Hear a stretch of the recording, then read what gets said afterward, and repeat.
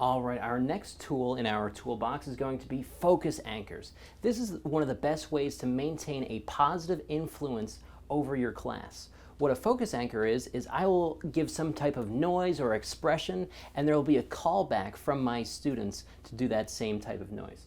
So in a lot of jiu-jitsu schools, you already have one of these focus anchors built into your classes.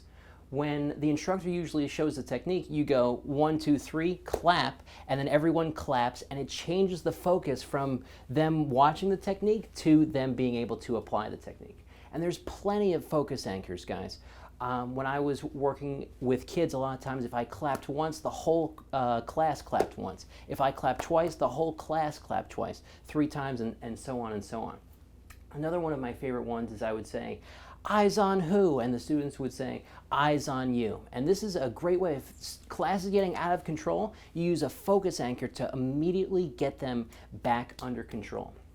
Now, this is not just used in teaching, this is used in all public speaking.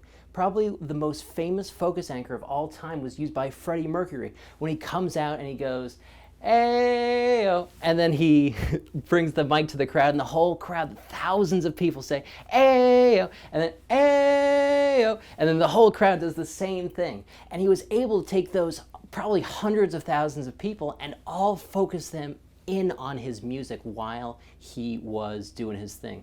That's an extremely powerful focus anchor that he used. Also, you see, even if you're in church, they use it where they say something like, "May the Lord be with you," and then everyone else says, "and also with you."